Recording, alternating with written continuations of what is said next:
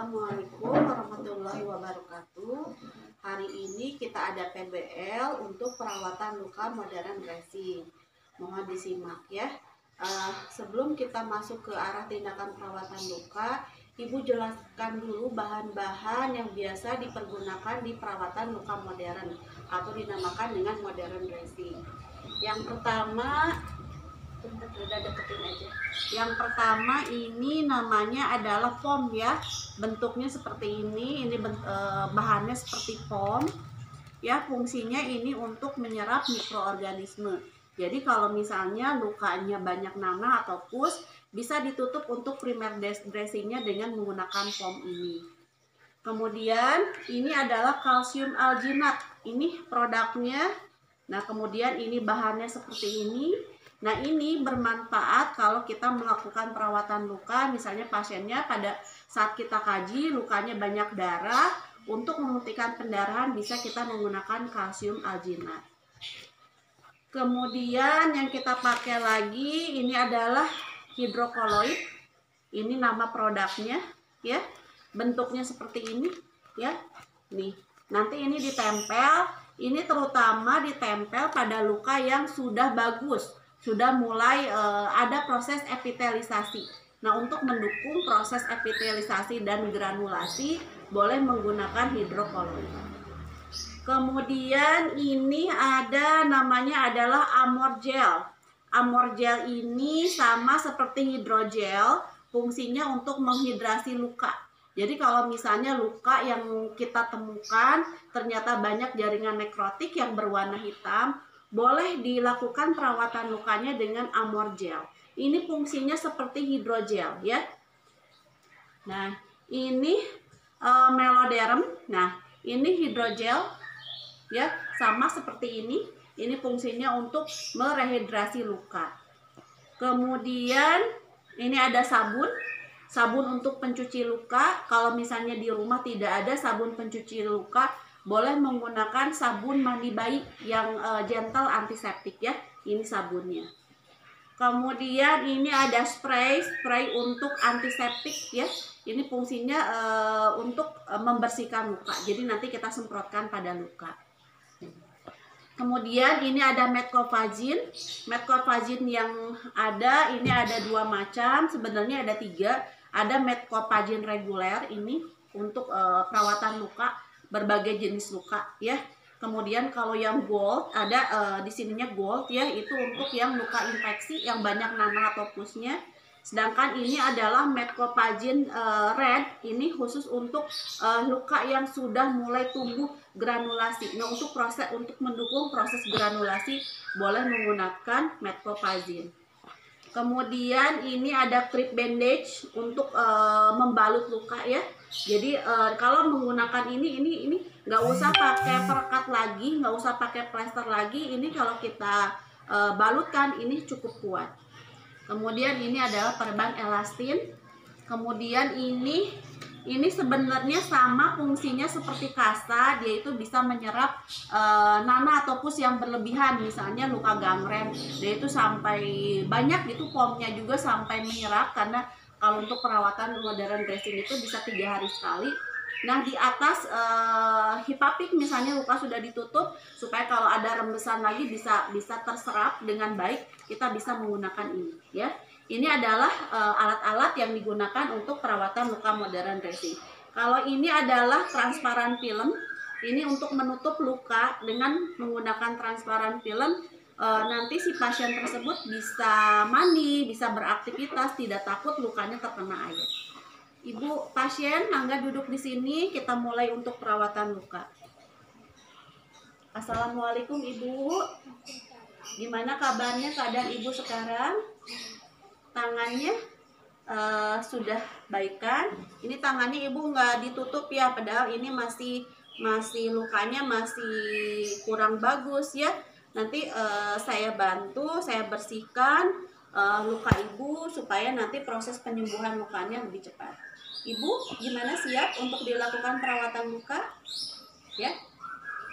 Baiklah, kita siapkan dulu. Kita lakukan cuci tangan dulu. Cuci tangan dengan bagusnya dibawa dengan air yang mengalir dengan sabun ya. Ini untuk simpelnya kita menggunakan cairan antiseptik ya. Jadi kita melakukan hand wash terlebih dahulu dengan menggunakan hand sanitizer.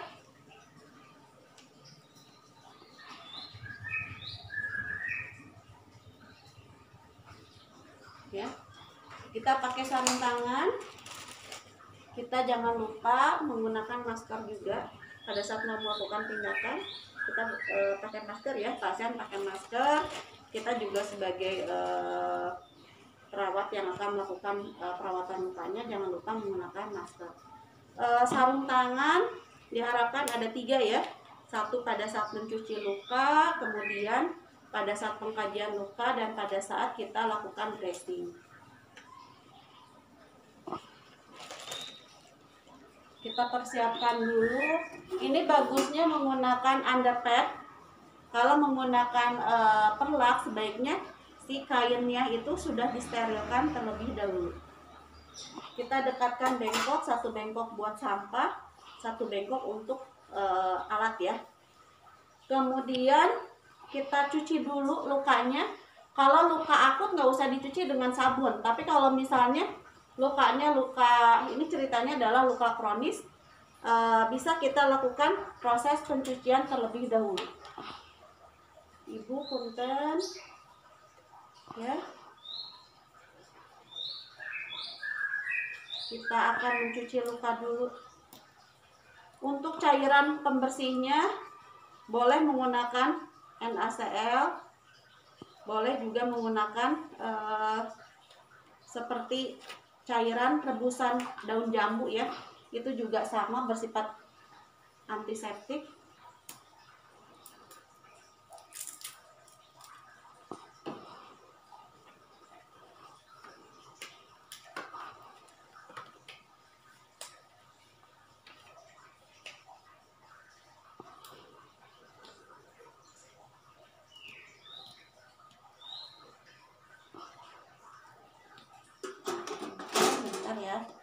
Bentar ya Bu ya.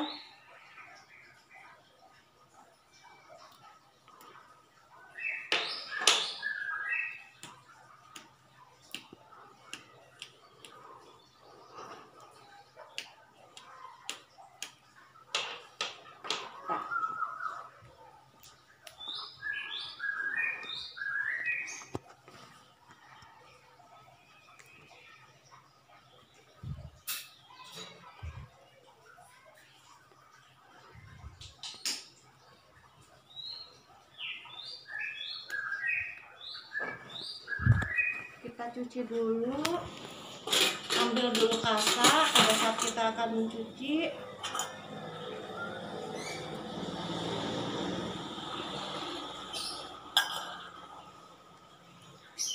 Kita basahi dulu lukanya.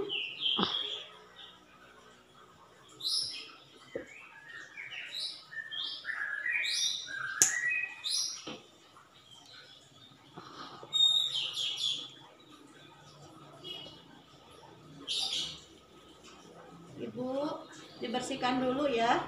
Nah, untuk membersihkan kita sekitar luka dulu, jangan dulu langsung ke luka. Jadi sekitar luka dulu kita bersihkan dengan menggunakan sabun khusus untuk perawatan luka. Ini semua bagian kita bersihkan saja.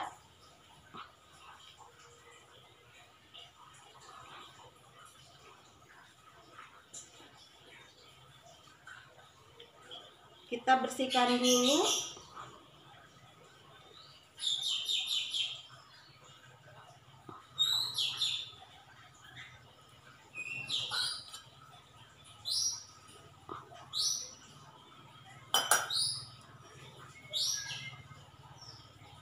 Nah, kalau misalnya masih licin, kita raba pakai tangan, masih licin berarti sabunnya belum bersih.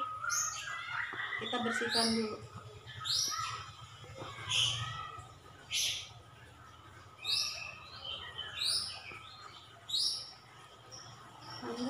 Ini dulu kita bersihkan dulu.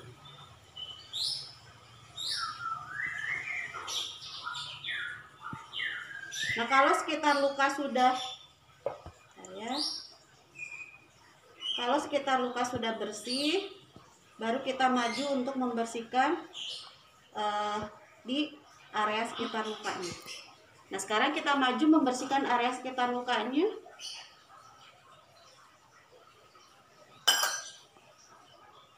Kita basahi dulu sedikit.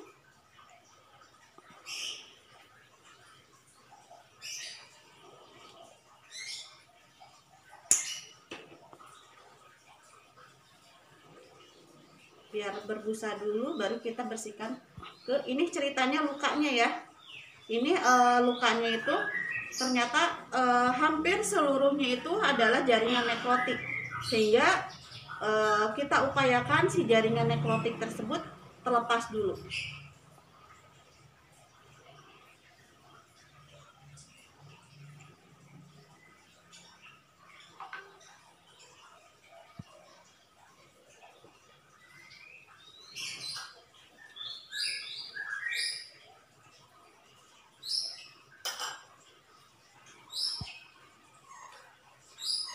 Nah, lukanya sudah bersih, kita bersihkan dulu lukanya. Kalau masih licin, bersihkan ya, bersihkan lagi.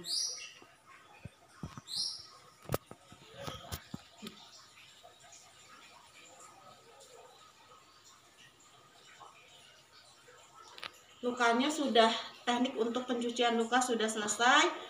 Lukanya sudah bersih. Kita bisa, Ibu di sini dulu ya Bu ya. Nah, untuk pengkajian luka, ini sarung tangan kita buka.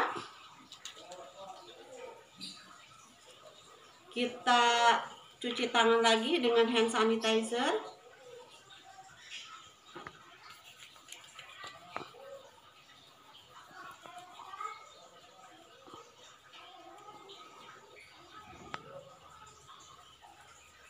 Ya, kita pakai sarung tangan yang baru. Jadi usahakan ada 3 sarung tangan ya yang kita pakai.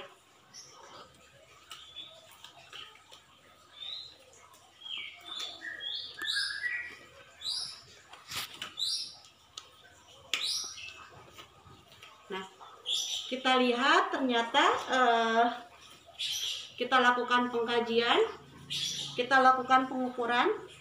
Kalau untuk pengkajian luka sejelasnya itu nanti akan dipraktekkan di PBL pengkajian luka. Ibu hanya sekilas mengajarkan ke arah bagaimana pengkajian luka. Jadi kita ukur lebarnya, lebar luka paling lebar ya kita carinya. Kemudian panjangnya juga sama, panjang kali lebar. Kita dokumentasikan. Kemudian yang lainnya seperti adakah goa, adakah berapa persen jaringan nekrotik, berapa persen yang selaf ya, berapa jaringan yang sudah mengalami epitelisasi, itu nanti ada di PBL pengkajian luka ya. Pengkajian luka sudah selesai, kita buka sarung tangan lagi ya. Ceritanya Ibu sekarang sudah membuka sarung tangan, pakai lagi sarung tangan yang baru. Nah, kalau kita lihat di sini kasusnya, pasien di sini itu adalah lukanya itu ditutupi oleh jaringan nekrotik. Jadi kalau kita menggunakan spray antiseptik, kita menggunakan metcopazin, itu tidak akan terabsorpsi sempurna. Kita harus membuat autolisis dulu. Bagaimana caranya si jaringan yang berwarna hitam atau jaringan nekrotik tersebut terlepas. Nah, untuk mempercepat proses autolisis, kita bisa menggunakan ini ya, hidrogel. Kemudian untuk menutupnya supaya sempurna proses absorpsinya, penutupannya jangan menggunakan kasa. Kalau menggunakan kasa nanti si hidrogel tersebut akan terserap oleh kasa. Tapi kita bisa menggunakan ini, menggunakan transparan film ya. Nah, sekarang kita kasih hidrogel dulu ke bagian lukanya.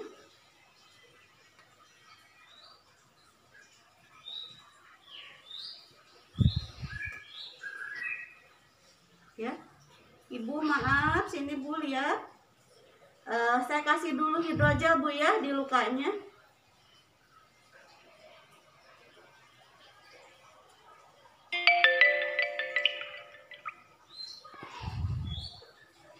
Nah, dengan pemberian hidrogel tersebut, nah kemudian untuk meratakannya, karena harus steril, ini sarung tangan bukan sarung tangan steril ya, kita bisa menggunakan pinset. Ibu maaf. Nah, kita ratakan. Selain pinset, boleh juga menggunakan tong spattle ya, untuk meratakan supaya si hidrogel tersebut merata, menutup ke arah seluruh permukaan luka. Ini kita nggak perlu menggunakan kalsium alginat, menggunakan kolagen ya, karena kalsium alginat lukanya harus ada darah dulu. Kemudian kalau kolagen lukanya harus berwarna merah, sudah ada proses epitelisasi. Jadi kita cukup hanya menggunakan hidrogel. Nah, setelah menggunakan hidrogel, kita tutup. Nah, ini adalah transparan film ya. Nah, kita tutup dengan menggunakan, Ibu mohon maaf,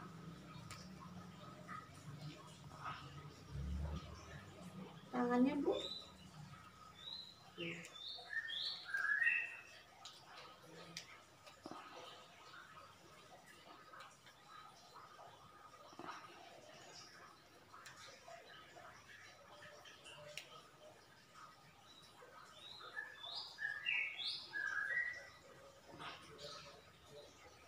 Nah, nanti bagian atasnya kita buka.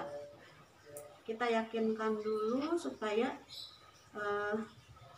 ini menempel dengan baik ya, supaya tidak tergeser si hidrogelnya.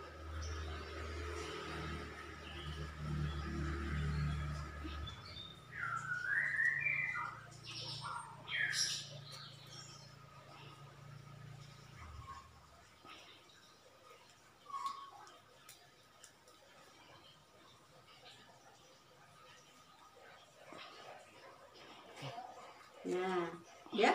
Nah, dengan kita menutup luka dengan menggunakan transparan film, nanti si pasien tersebut atau si ibu bisa beraktivitas ya, misalnya mandi, nanti nggak akan kena air ya. Kalau misalnya takut, misalnya ini kalau seperti ini takutnya geser-geser, boleh ditutup dengan menggunakan ini hand bandage ya. Kita tutup, Ibu punten Ibu, maaf. Nah, nanti kalau mau mandi si ininya dibuka dulu. Ini nggak usah pakai perekat ya, nggak usah pakai plester lagi.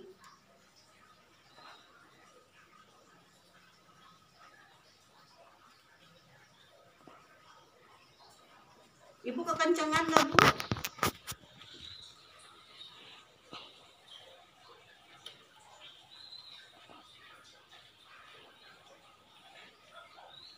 Nah, kita gunting. Ini bisa dipakai beberapa kali ya. Jadi jangan sampai satu beres kemudian kita buang. Ini bisa dipakai beberapa kali.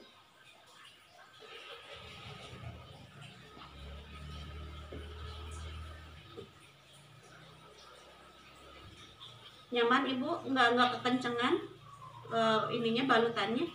Nah, ini tindakan untuk perawatan luka, misalnya pasiennya permasalahannya itu dia ada luka tapi dipenuhi oleh jaringan nekrotik. Tapi kalau misalnya situasinya lain, selain jaringan nekrotik ternyata ada, misalnya ada yang sudah berwarna merah-merah, ini boleh kita oleskan ini metcopazin ya. Kalau untuk yang belum terbentuk epitelisasi atau belum terbentuk granulasi, ini kalau kita ingin mendukung supaya proses granulasi pada luka bagus, boleh menggunakan metcopazin red. Tapi kalau misalnya lukanya masih biasa ya, belum terbentuk granulasi, supaya belum ada epitelisasi, boleh menggunakan metcopazin yang reguler ya. Ibu, tindakannya sudah selesai. Saya bereskan alat dulu ya Bu.